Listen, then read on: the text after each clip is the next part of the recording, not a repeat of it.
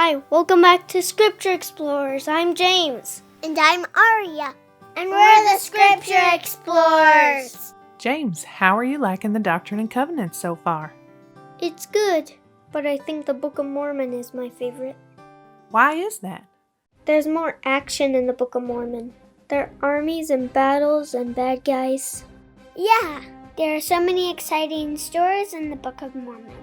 There was an army raised by the pioneers. Did you know that? No. What kind of army? It was a very special army called the Camp of Israel, or Zion's Camp. Did they fight any battles? Well, let's learn about them by visiting our Restoration timeline. Today we're in 1834. 1833 had been a hard and sad year for members of the church in Jackson County. Do you remember what had happened to the saints that lived there? They had to run away because of mobs. Right. Now they were trying to live in the areas surrounding Jackson County, but it was a bad situation. It was in this time of tension that Joseph Smith was commanded to create a small army called Zion's Camp, who would march all the way to Missouri.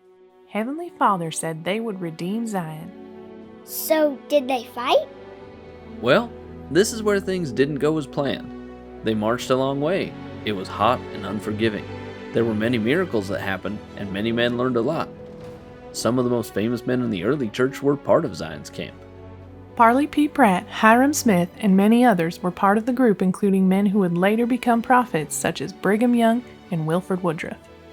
These men were prepared to fight and die to help the saints in Missouri, but God had other plans. What do you mean? Well, there was a mob who tried to attack Zion's Camp. They told them they would attack them, but God brought a heavy rain, and the men who tried to attack were drowned as the river overflowed.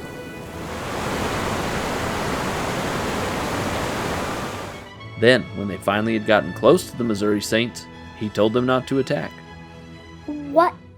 After they walked all that way? Heavenly Father said that the saints were not following his commandments, and they were not ready to build the city of Zion.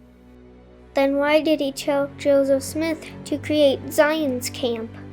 They didn't do anything, did they? It might seem that way, but believe it or not, there was something incredible that came from Zion's Camp. Heavenly Father wanted the church to have strong leaders, and he would need a lot of them.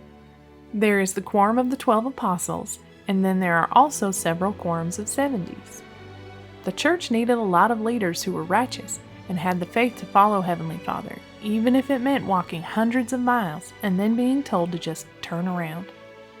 Wilford Woodruff, Brigham Young, and others who were part of Zion's Camp spoke later in life about the blessings they experienced on that journey and how it had helped them build strong faith.